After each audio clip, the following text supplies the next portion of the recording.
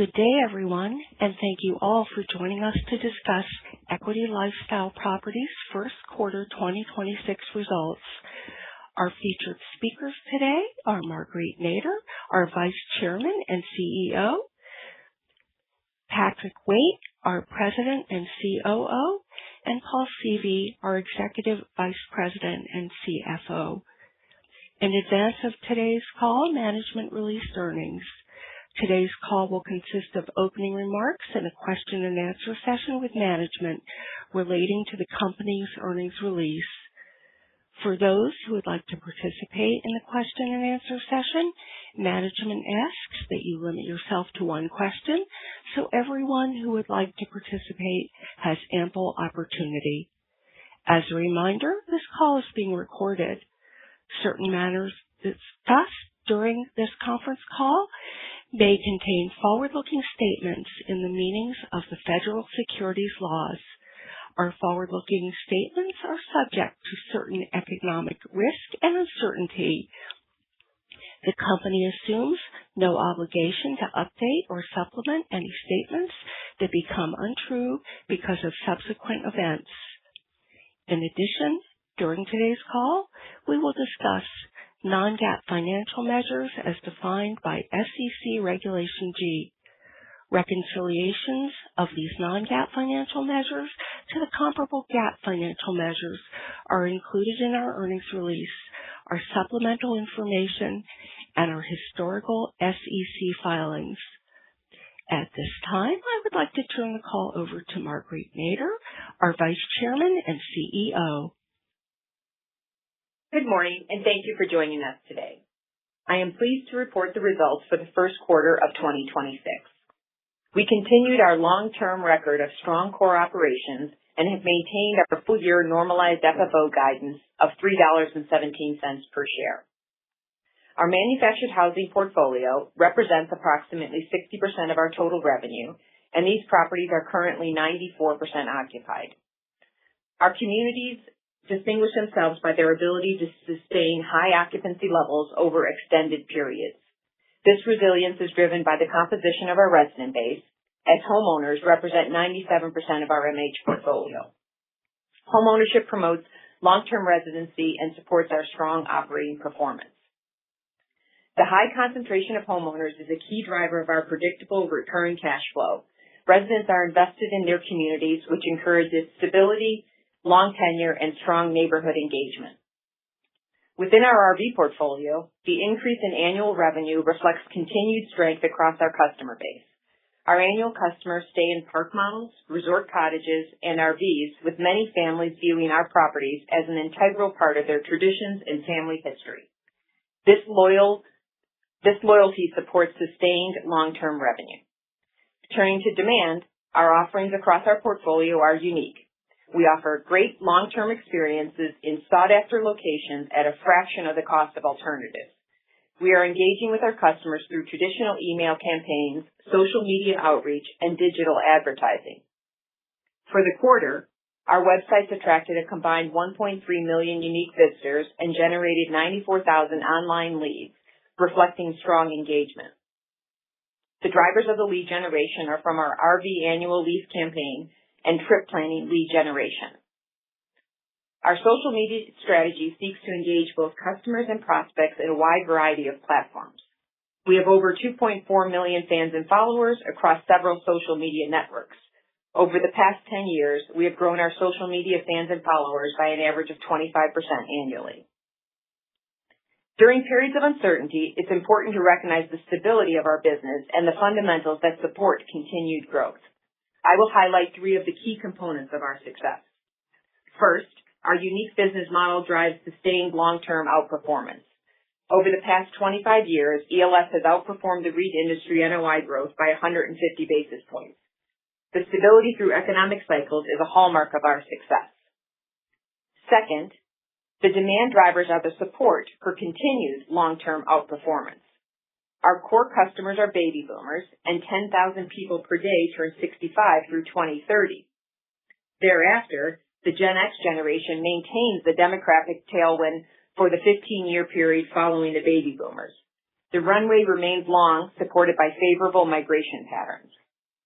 And finally, our capital structure is an advantage for us.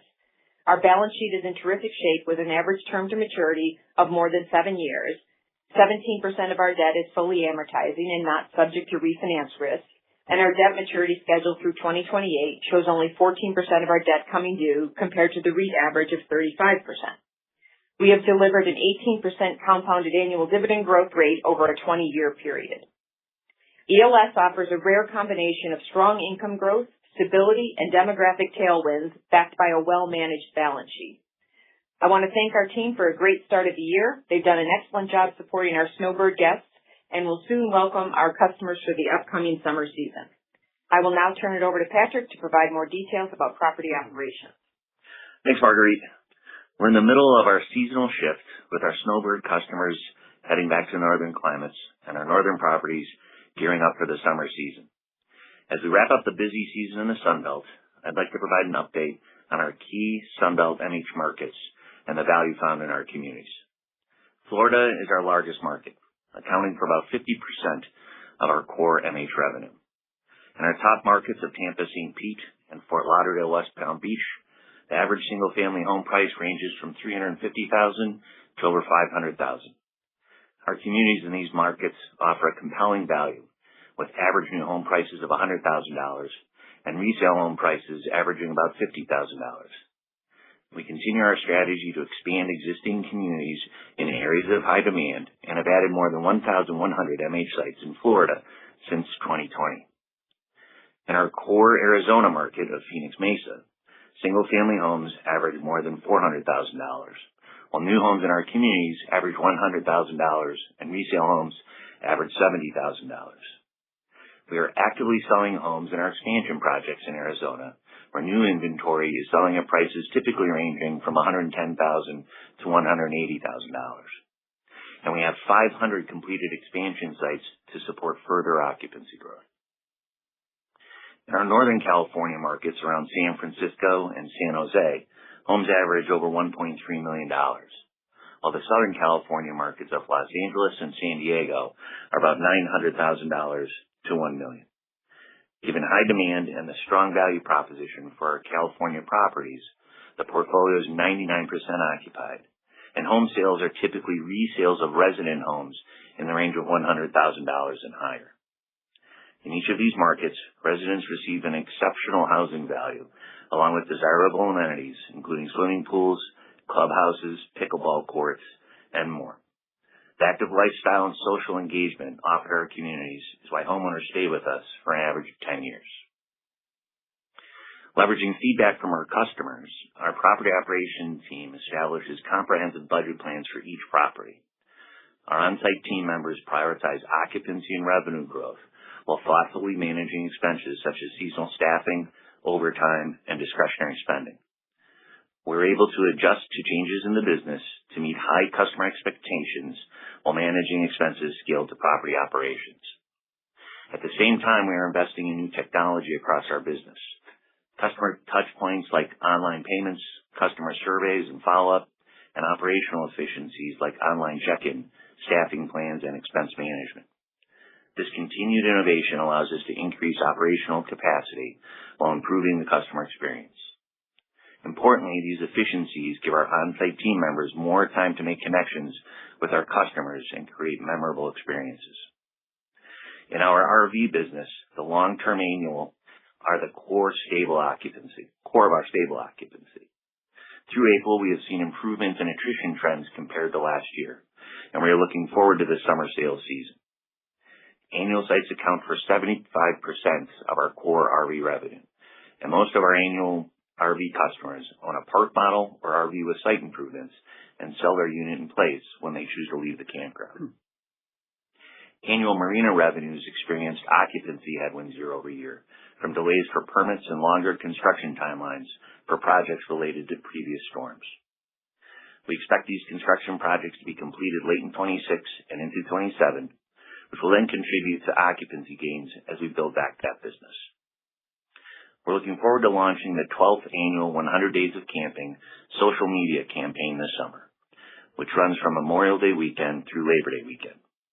We see strong engagement with this campaign year after year, earning over 45 million views across social media last summer. Our teams will be following along as customers post photos online, helping each guest make memories and reinforcing the legacy of our brand. Now I'll turn it over to Paul. Thanks, Patrick, and good morning, everyone. I will review our first quarter 2026 results and provide an overview of our second quarter and full year 2026 guidance.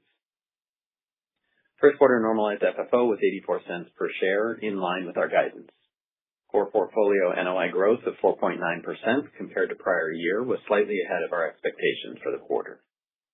Core community-based rental income increased 5.7% for the quarter compared to the first quarter of 2025. The increase in rental income is primarily the result of noticed increases to renewing residents and market rent paid by new residents. Occupied sites increased 54 during the first quarter, resulting in occupancy of 93.9%. During the first quarter, we sold 228 new and used homes. The occupancy comparison to first quarter 2025 is impacted by expansion sites added during the past 12 months. Adjusted for expansion sites, occupancy would be 94.4%, in line with first quarter 2025. First quarter core resort and marina-based rental income outperformed our budget by 10 basis points in the quarter. Rent growth from RV and marina annuals increased 4.2% for the quarter compared to prior year, slightly below expectations for the quarter. Marina performance was impacted by delays in slip restoration efforts. Seasonal and transient rent was 70 basis points higher than guidance as a result of higher than expected seasonal rent in the quarter. For the first quarter, the net contribution from our total membership business, which consists of annual subscription and upgrade revenues, offset by sales and marketing expenses, was $17.6 million, an increase of 13.7% compared to the prior year. Membership dues revenue growth is primarily rate-driven. Approximately 1,200 upgrade subscriptions were originated in the quarter from new and existing members. Core utility and other income increased 5.4% compared to first quarter 2025. Our utility income recovery percentage was 50.4%, about 280 basis points higher than first quarter 2025. First quarter core operating expenses increased 1.8% compared to the same period in 2025.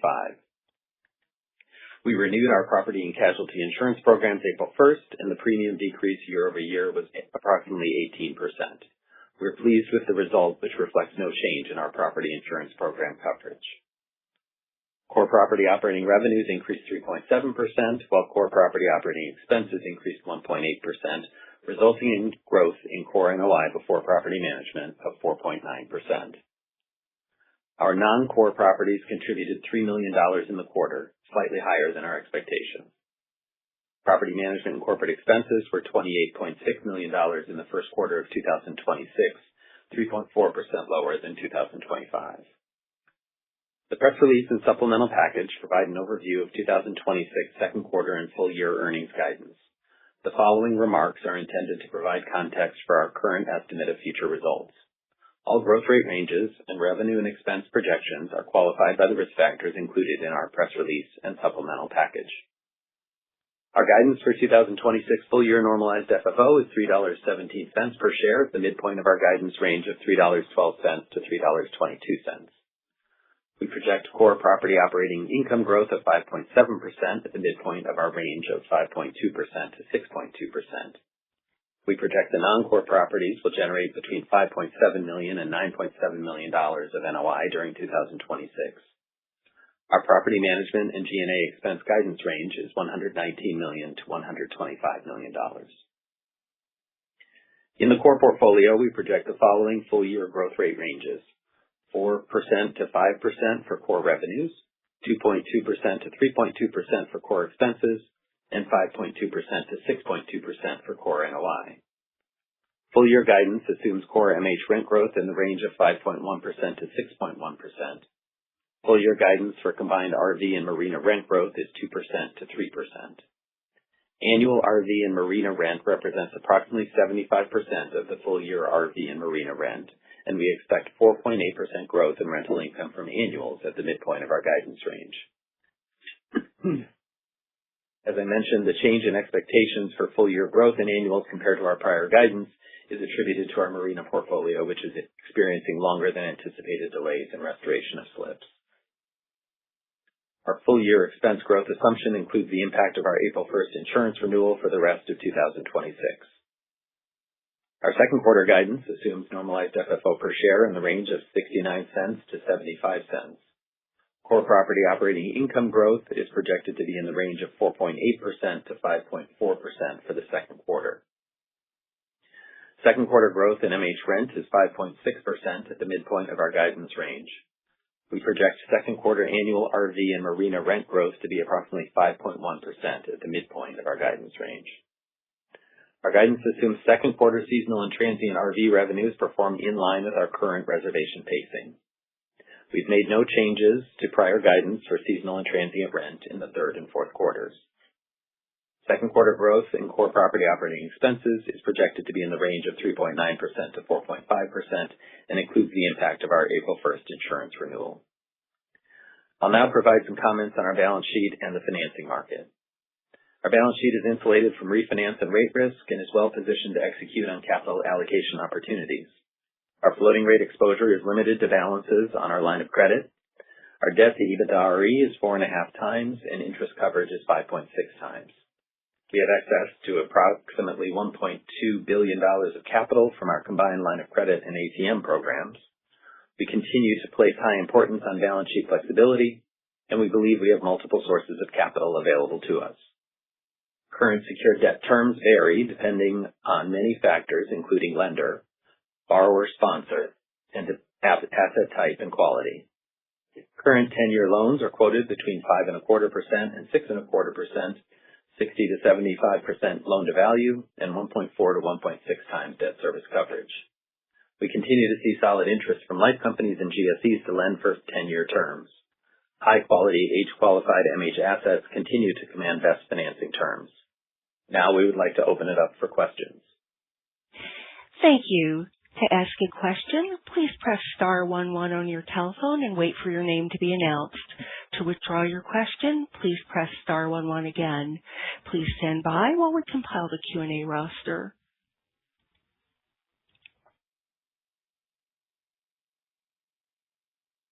And our first question comes from Jamie Feldman of Wells Fargo. Your line is open. Great. Thanks for taking my question. I wanted to dig a little deeper into the insurance renewal and then just the impact on the expense savings and the new guidance. Can you talk about what you had in the original guidance for the insurance renewal, how that compares to the down 18%, and then just maybe some of the moving pieces around the expense savings in the guidance going forward? Sure, Jamie. I think that we've guided to full-year core expense growth. I think I mentioned this in the January call. It includes a premium to CPI. It is offset by some anticipated savings in a few line items. And just as a refresher for everybody, roughly two-thirds of our expenses are comprised of utilities, payroll, and repairs and maintenance. And those three line items, we expect year-over-year growth for the remainder of 2026 to be approximately 4.7%. The CPI reported in April was almost 100 basis points higher than the prior month, and we've made some expense adjustments, including utility expenses, and R&M both, in anticipation of potential energy and supply cost increases. And with respect to the insurance, we had an assumption in our budget, which was informed based on what we understood was happening in the market at the time that we finalized our budget in January. And so we've made the adjustment to reflect the 18% reduction in premium, and all of that is rolled into the guidance that we provided. But are you able to say like what was in the initial number for the insurance? I'm just trying to figure out how much better it was than what you thought. Yeah, generally we don't go into that level of detail, Jamie. Okay. All right. Thank you. Thanks. Thank you.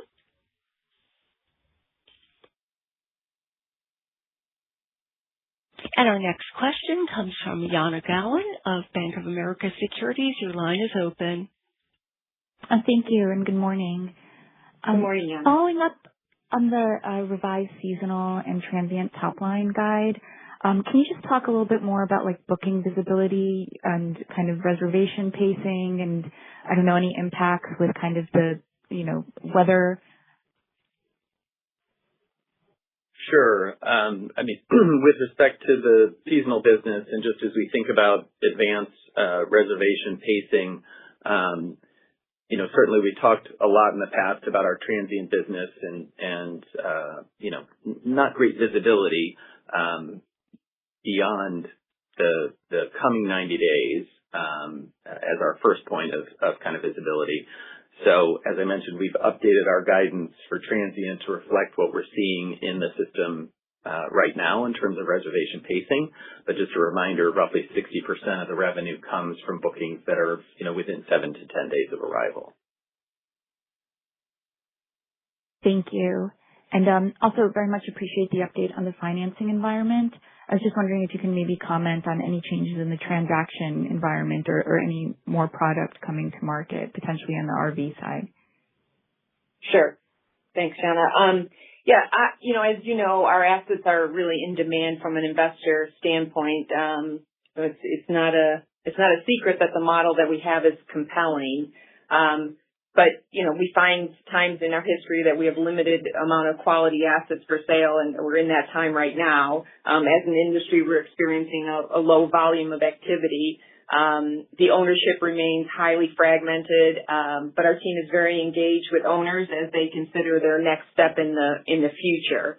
I think that with respect to your question on whether on the RV side, I think there probably is more opportunities to buy transient RV parks than there were previously, but not necessarily something we are interested in. Great. Thank you, Marguerite. Thanks, Paul. Thanks, Shanna. Thank you.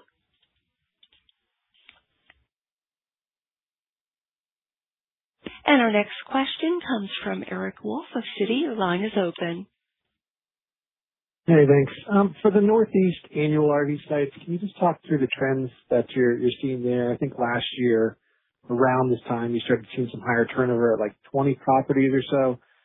Does that seem to be normalizing? Is occupancy ahead, behind? Maybe just talk through sort of for those Northeast properties, the annual trends you're seeing thus far. Yeah, sure. It's Patrick. We are seeing trends that are more consistent with our historical experience, as opposed to the elevated attrition that we saw at the same time last year. And as we made our way through the quarter, sequentially month after month, we were able to achieve a higher level of sales. We feel like we have consistent demand in the RV annual space. And just as a reminder, in the back half of 2025, we added 500 annuals. So we kind of rolled out of that period into a period of steady demand, and we're past that elevated attrition that you referenced from last year.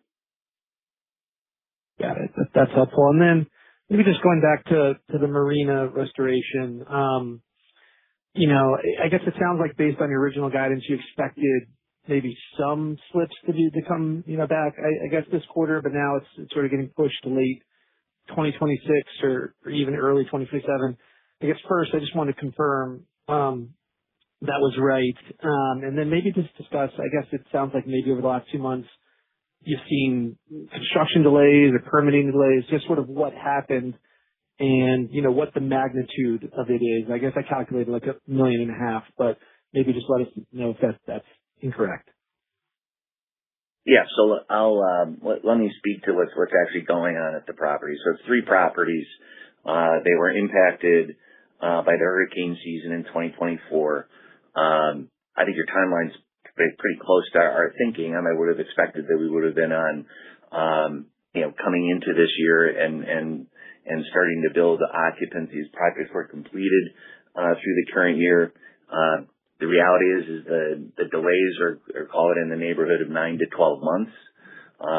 And the expectation of projects being completed and building back occupancy late in 2026 and into 2027, I think is a good way to think about it. Okay. Thank you. Thanks, Eric. Thank you. And our next question comes from John Kim of BMO Capital Markets. Your line is open. Thank you. On manufactured housing occupancy, it continued to trend down. It did end the quarter on a high note, but I'm wondering how you see that playing out for the rest of the year, excluding the impact of expansions. Yeah. As I mentioned in the call, occupancy ended the quarter at 93.9%. That's up 10 basis points from year-end on the 54 sites that we filled during the quarter with no expansion sites added. We essentially have an assumption in the budget for a modest uptick in occupancy for the rest of the year. Not quite the volume of growth that we saw in the first quarter in the future 3 quarters. And so anticipate a slight increase during the rest of the year.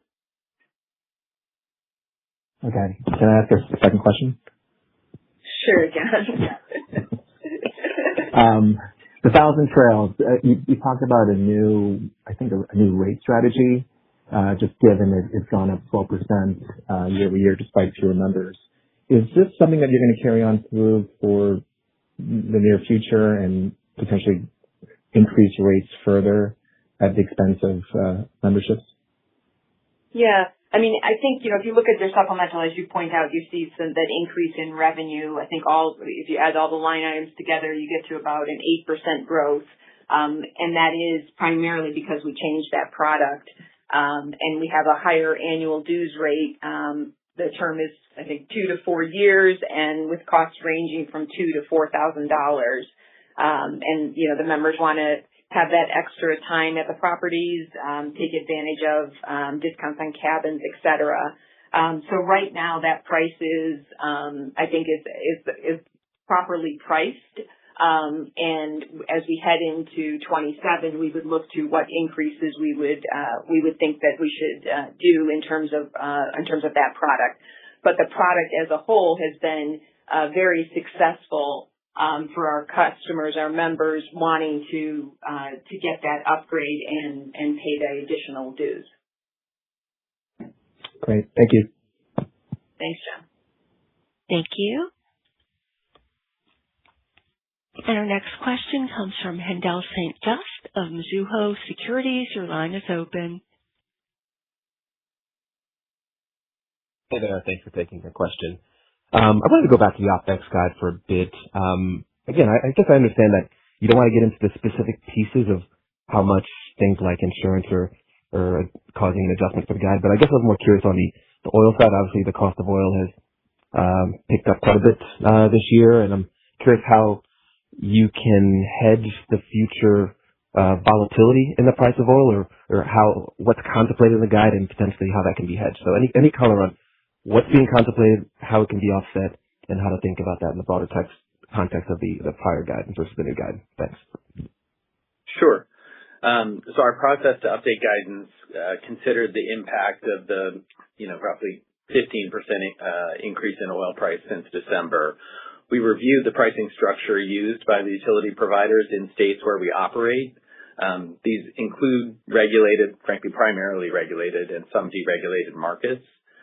Utility providers in certain states like Florida do have pricing structures with variability clauses that allow them to recapture some portion of their costs if the regulated rates limit their ability to recapture price increases.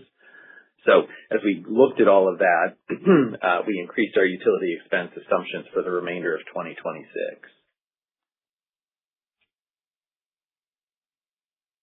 Okay, fair enough. I appreciate that, I suppose. And then if I could squeeze in one just on the revised guide for the non-core portfolio income, maybe some color on what's driving that and how to be thinking about modeling that. Is that fair just to, perhaps ratably load that through the model the rest of the year? Thanks. Yeah, I think it relates to just improved expectations. A couple of the properties in that portfolio, primarily RV locations. You may recall that there are a number of properties that are in the non-core portfolio that were previously impacted by storms that were not operational. And so as they're recovering, we noticed some upside in the performance and the expected contribution, and that was the basis for the adjustment. Got it. Thank you. Thank you. Thank you. And our next question comes from Brad Heffern of RBC. Your line is open. Yeah. Hey, everybody. Thanks. Historically, you talked about weather being the primary swing factor on RV transient, and there hasn't really been an obvious impact from gas price movements. Obviously, with the war, we're seeing a much more dramatic and quick change in prices. Is there anything in your data that suggests that it might be having a negative impact on transient demand? Yeah, we've looked certainly over many years at gas prices and the effect on RV transient, and certainly gas prices have made headline news over the past several weeks. Year over year, I think we've seen a 90-cent increase in the price of gas. Not unlike, what we saw during the pandemic, during times in the pandemic. But we kind of think of it in terms of just what's the incremental cost to our customer. And if you consider a 3-night trip, our average customer is going about 90 miles to our locations. That higher gas price results in an increase of about $25, $30 for the trip. And, if that's 3 nights, you're talking about kind of $10 per night. So if you think about other vacation alternatives, the overall cost of RVing is really significantly lower, and offers the flexibility of really being able to control your spend and also be able to control your environment. So I think, at the current rates, net, I think it can be a positive. Certainly if you're talking about rates that are significantly higher, or you're talking about supply issues, then you get into kind of maybe different conversations. But I think where we're at right now, our customers are excited to get out there and use their RV. Okay. Got it. Thanks for that. And then, the Canadian tariffs kind of went into effect more than a year ago, so we should be starting to lap some of the comps on the boycotts. Are you seeing any evidence that those Canadian customers might be coming back, or any other color that you can give around that? Yeah, we're just out of the summer season, and the impact of the Canadians, rolled through those results.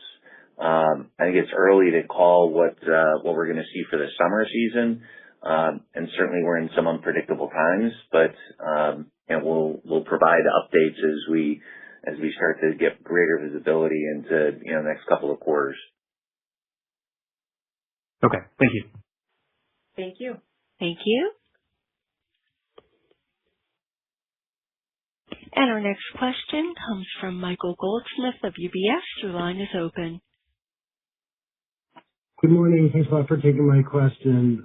Maybe just a follow-up on the seasonal and transient. Seems like the first quarter number was in line with the initial guidance. You're kind of guiding to the second quarter of down 9%, but then it's implied that the back half is up about 3%.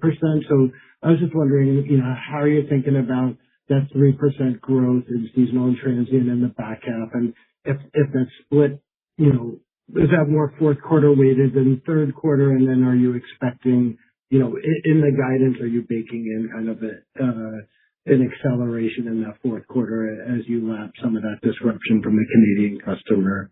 Thanks. Sure. Broadly, Michael, as you said, the base rental income growth rate, it does reflect a 50 basis point decline to prior guidance.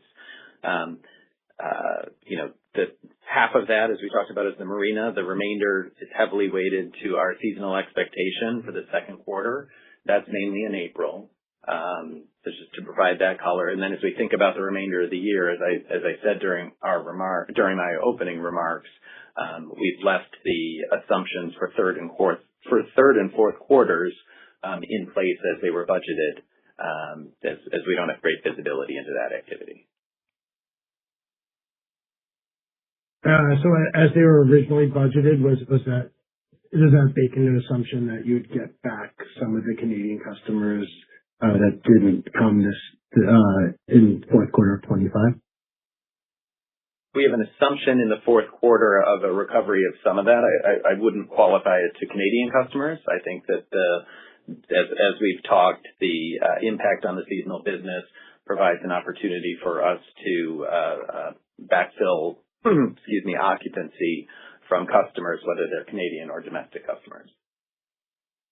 Got it. And then just as my follow-up question on the home sale volumes and price, it looks like new sale volumes were down and the rate and the price per home was down, and then similarly on the used homes, I think they were also at least the price was down. So presumably that's a mix shift, but can you provide a little bit more color in what's going on in the home sale market? Yeah, sure. I mean, we continue to see steady demand. The beginning of the quarter was impacted by weather. It was winter, and that even bled down through many of the southeast markets. As we worked our way through the quarter, we saw steady demand and feel good about the demand profile. Just with respect to the new and used sales, the one I wouldn't read too much into in any particular quarter, the home sale price, because to your point, it has a lot to do with mix. I mean, directionally, the price per on the new was up, and the price per on the used was down. But all of that is with the backdrop of we feel like we have steady demand in the MH portfolio. Thank you very much. Good luck in the second quarter. Thanks, Michael. Thank you. And our next question comes from Wesley Golladay of Baird. Your line is open. Hi, everyone. Can you unpack the seasonal and domestic transient guests for the first quarter? Was that positive growth, ex-Canadian? Yes, it was primarily overall it was growth. It included the Canadian customer in the revenue, of course, but just to be clear, the marginal improvement was from customers that we saw booking seasonal stays during. I guess if you were to, could you unpack the domestic traveler? Was that positive? Has that customer segment bottomed, and do you have a positive outlook for that segment going forward? The domestic seasonal customer is what you're at. Sorry, I'm not sure. Sorry, the domestic seasonal and transient segment. So I'm trying to figure out how much of that was weighed down, or the outlook this year. So, maybe Canadian negative, but U.S. domestic and transient guests positive. Just trying to unpack if that is, if that segment is bottoming out at the moment. Well, I guess I'll say two things. One, as Patrick mentioned, we've ended our winter season and we're heading into our northern season. So that's a very different customer and different potential there.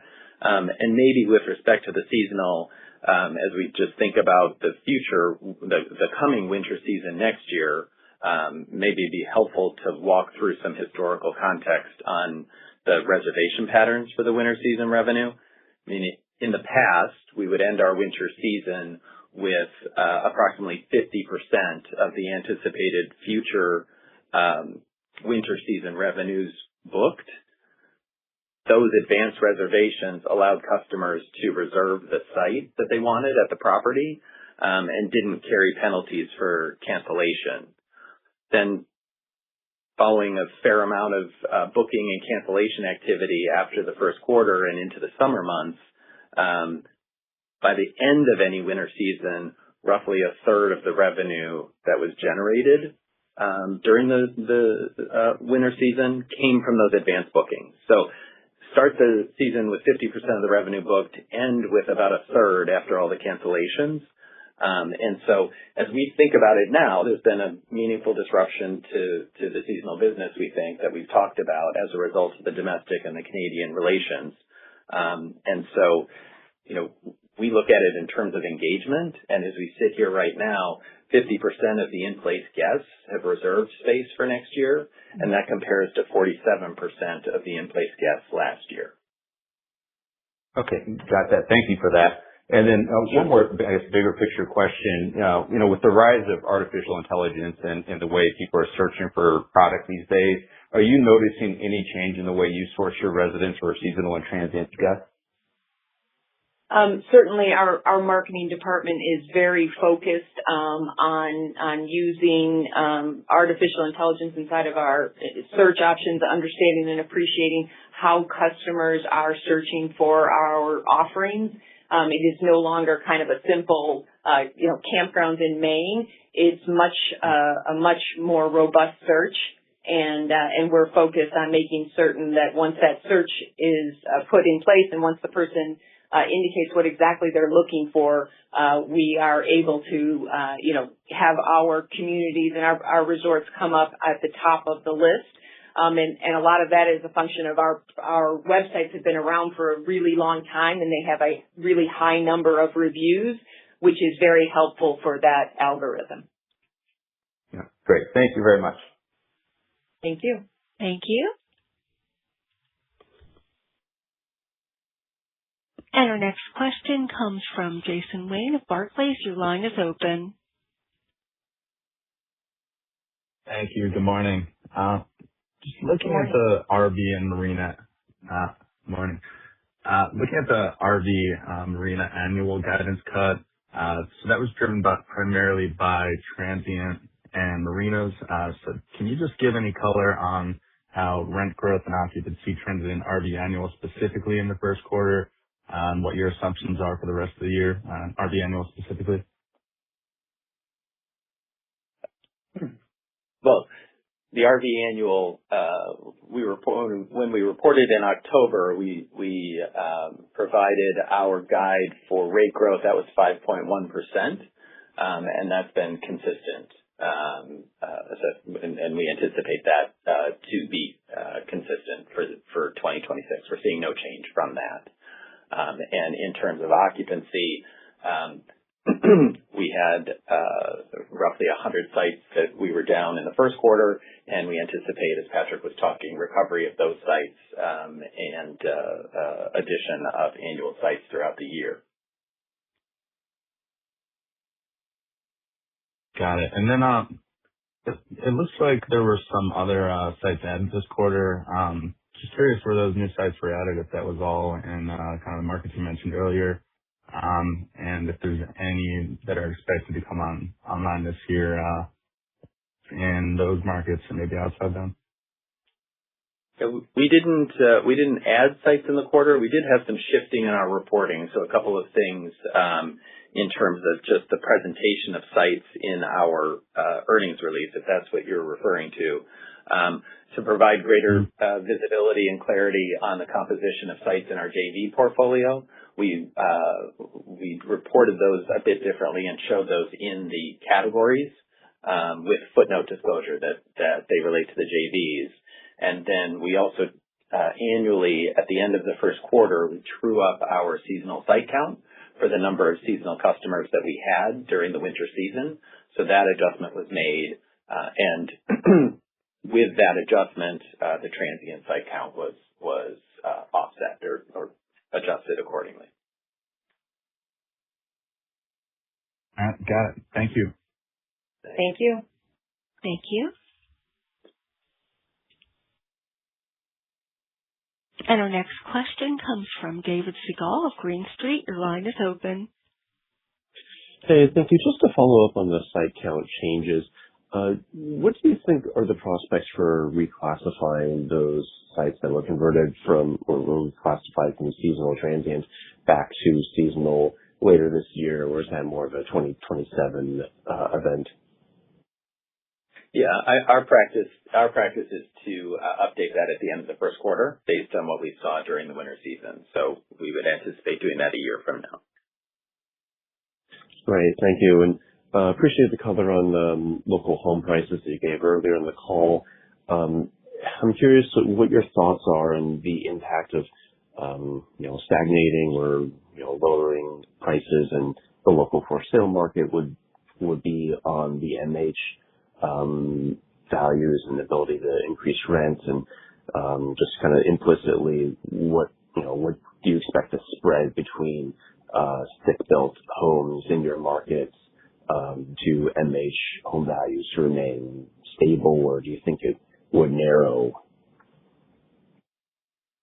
Yeah, let me, I guess first I'd put into context the value proposition that I addressed in my prepared remarks is very attractive and is a wide band to the next mark on single family. So we have a strong value proposition even if there was some moderation in single family home pricing, and we've seen that historically that we've had consistent occupancy and consistent home sales even in up cycles and more moderate cycles. So I think that's our reasonable expectation as we look forward to 2026. And I'd also highlight that those key markets that I highlighted have a very consistent demand profile, including in single family in the mid tier across each one of those submarkets. Great, thank you. Thank you. Thanks. Thank you. And our next question comes from Peter Abramowitz of Deutsche Bank. Your line is open. Yes, thank you for taking the question. Just wondering, could you give us kind of a refresher on general demographics of your transient customer base? I think age, average income levels would be helpful. And I know you talked about the impact of oil prices on decisions around transient travel. But just generally, kind of what are the demographics of that customer base? And then also, maybe some of the broader macro factors like job growth, anything we should be watching for, thinking about as it relates to results through the rest of the year. I guess the demographics of our transient customer really varies by region. So in the northern part of the country, the Northeast and the Midwest, it's really family camping. So you're talking about a couple, 40, 50-year-old couple with a couple of children, and they come out on a weekend basis, and they're generally employed, full-time workers, and just have the time when they have time off from their jobs to be able to camp. And then very differently in the south and southwest, in Florida, Arizona, et cetera, we have our transient camper tends to be a retired couple who tends to go and stay in a few different locations and has just more time on their hands to be able to work their way through our properties and through our system. Okay, that's helpful. I appreciate that. And then just one more on the scope of the work at marinas. I think you mentioned it was 3 properties specifically. Can you share where they are? And then is there any sort of kind of offsetting revenue pickup in 27, or is this just work to kind of get the properties back online and, kind of back on the trajectory that you previously expected? Yeah, the properties are all in Florida. 3 properties are in Florida. And, certainly there is a revenue pickup in 27. There's upside in 27 for these assets because there is high demand for these slips to be brought online. They'll be filled, and then we'll be recognizing that revenue in 27. All right. Thank you. Thank you. Thank you. And our next question comes from Adam Kramer of Morgan Stanley. Your line is open. Hey, good morning, guys. Thanks for the time. Just wanted to ask about capital allocation priorities here. I think in particular, right, development seems like a really interesting opportunity, given I think what you talked about for yields historically versus, what acquisition yields would be today. So just wondering, again, general capital allocation priorities, sort of stack ranking them. And then I think with development in particular, is there an ability or an interest in sort of flexing that beyond, I think, the sort of 700 to 1,000 sites you've talked about on an annual basis? Yeah, sure. So on the development front, over the last 3 years, we've brought online a little over 2,000 sites. That's been a mix of MH and RV, highly focused on our core markets in the Sun Belt. This year, we looks to be in the range of 200 to 400 sites. That deceleration is not an indication of our desire to continue developing our expansion sites, but it's just a cadence of projects as they're working their way through an approval process and then getting a shovel in the ground. Those yields, we continue to expect to be in the high single digits. The properties that we're focused on for the upcoming year are in Florida, and then we have another one out on the West Coast.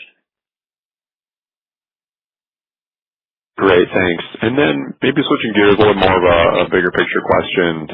Just on the policy side of things, I think the sort of Road to Housing Act has a number of elements related to manufactured housing in it.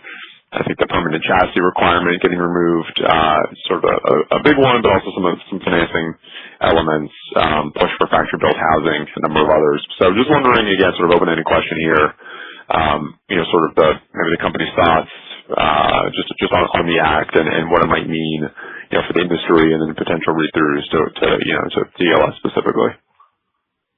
I mean, overall, I would say that it would be helpful to the industry for the points that you just highlighted. Specifically to ELS, some variability in manufactured housing setup may provide an opportunity for us. I think there's broader opportunities for the manufacturers. We are close to tracking what is the progress on that legislation, and just given the current state of affairs in D.C., that bill has stalled for all practical purposes. I think there's still a desire to move it forward, but we'll continue to monitor. We can provide updates on future calls as we get some more insight. Great. Thanks for the time. Thank you. Thank you. And our next question comes from Steve Sakwa of Evercore ISI. Your line is open. Yeah, thanks. Good morning. A lot of questions have been asked and answered. I just wanted to kind of circle back on the MH occupancy point. I guess whether you kind of look at the data on page 9 or the data on page 7, slightly different numbers, but kind of paints the same sort of broad picture, which is the site count has gone up, year over year, but the number of occupied sites is actually down when you kind of look at the ending, March 31st, 26 versus March 31st, 25. And I think Patrick mentioned you guys added about 500 expansion sites maybe over the course of the past year. So, maybe just talk about that lease-up process, and are you still doing expansions at the same pace given that the occupancy has kind of been trailing down, or, how do you sort of think about that development, lease-up pace, and future builds? Yeah, well, just high level on the occupancy front, just a reminder that as we made our way through 24 and 25, the hurricane impact from the 24 season was basically 300 occupied sites. So we're working through building that back. With respect to our expansions, we've completed some very solid recent expansions, in particular in Florida and Arizona. The lease-up rates there, I would expect it to be anywhere in the range of 20 to 30 sites, potentially as high as 40. And that's really going to depend on, macro factors and then what's going on in the individual submarkets. But if you're leasing up, in this space somewhere between the neighborhood of 20 and 40 sites on an annual basis, that's a good run rate. These properties the expansions are part of, very solid core properties and solid submarkets. So they'll continue to contribute to occupancy. over the next couple years to reach stabilization. And then, as I mentioned a little earlier, we have a desire to continue those types of projects. We have others in the pipeline, and we can talk about those more as we approach 2027 and 2028.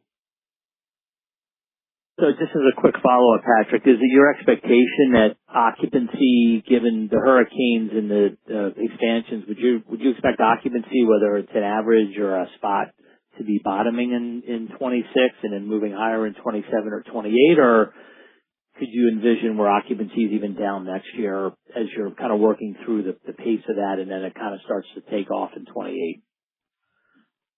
I would expect that we're going to increase occupancy in the MH portfolio on a consistent basis over time. That doesn't mean that we're not going to have a external catalyst that's a disruption to the business model temporarily, but we have a long history of continuing to increase the occupancy, and even backfilling the impacts of the hurricanes that I referenced, show a very steady demand profile.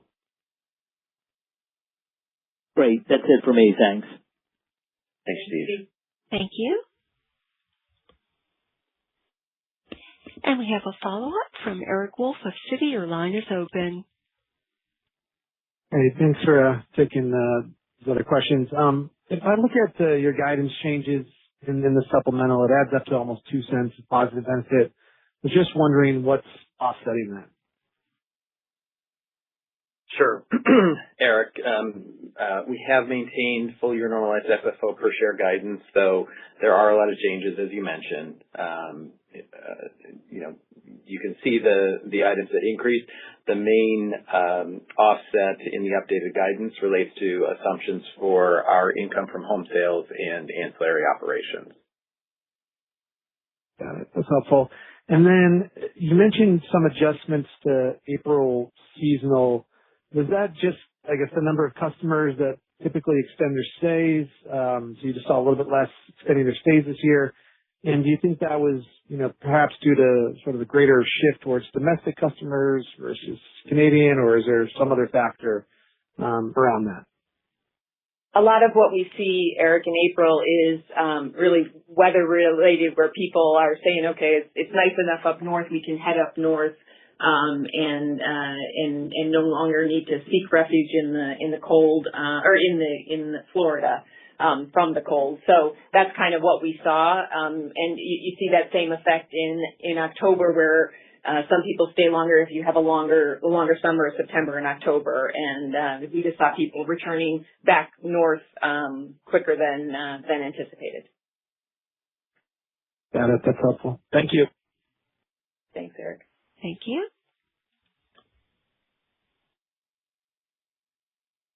And we have a follow-up from Brad Heffern of RBC. Your line is open. Yeah, thanks for taking the follow-up.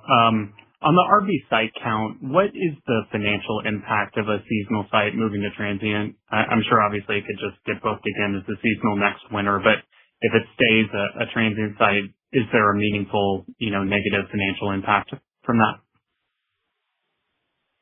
I mean, it really depends on how that site was performing. I guess, if you just think about the annual conversions to transient, our average annual is about $7,000 or $8,000, and your average transient customer is about $81 per night. So it depends how many nights, and both on the same with the seasonal, how many nights are occupied as to whether or not you have a financial impact to that conversion. Okay. But the shift of those, whatever it was, 1,400 sites, is that meaningful in some way, or is it really just moving, change from one pocket to the other? Well, it's already embedded in our guidance, right? Because it's simply a reflection of what we experienced during the winter season in terms of the occupancy of those sites. Okay. Thank you. Thanks. Thanks, Fred. Thank you. And we have a follow-up from Jamie Feldman of Wells Fargo. Your line is open. Great, thank you. I had very strict instructions from Adam to ask one question, so I'm back. Good job, man. We appreciate it, Jamie. Appreciate it. It's still hard. So I've had a couple people ask me to clarify, so I apologize if you guys already answered this or provided it, but the 50 basis point cut to RV and marina-based rental income, was that all from the slips? And if it wasn't all the slips, how do you break it out between RV and marina? Well, it's interesting because there's a 50 basis point decline in RV and marina in total, and there's a 50 basis point decline in RV and marina annual. So to be clear, the RV and marina annual 50 basis point decline it's attributed to the marina portfolio. It's not the RV portfolio. It's the marina portfolio. And I think somebody earlier in the call said they calculated roughly $1.5 million, and that's correct. Okay. All right. Thank you for that. And then last, the 300 sites lost in the hurricane, how many of those are back online? Because it seems like it comes up every quarter, the occupancy change or fewer lease sites, fewer occupancy sites, I should say. Yeah, we're in the process of putting homes on those sites, and I put it in the context of this. It's an additional 300 vacant sites in a portfolio of 70,000 sites, where we have a run rate practice of purchasing new homes to increase occupancy. So it's not like the 300 go down, then we fill them 1 through 300 and then move on. They're part of the ongoing investment of inventory in those in the broader market. Obviously, they were hurricane impacted, so they're in Florida.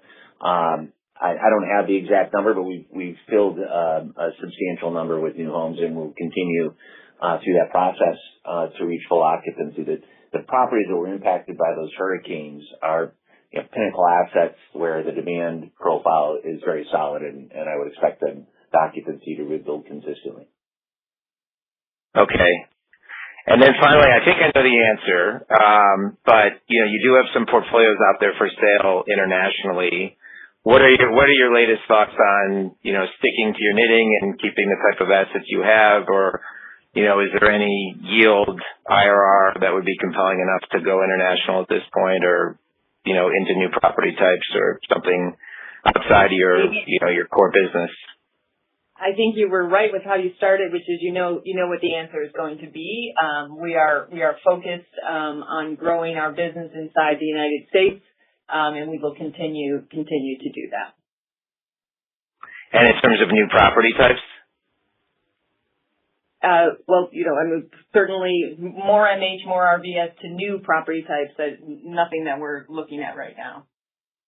Okay. All right, great. Thank you. Thank you, Jamie. Thank you. Since we have no further questions on the line, I'd like to turn it back over to Marguerite Nader for closing remarks. Thanks for taking the time today to listen to our call. We look forward to updating you on our second quarter earnings. This concludes today's conference call. Thank you for participating, and you may now disconnect.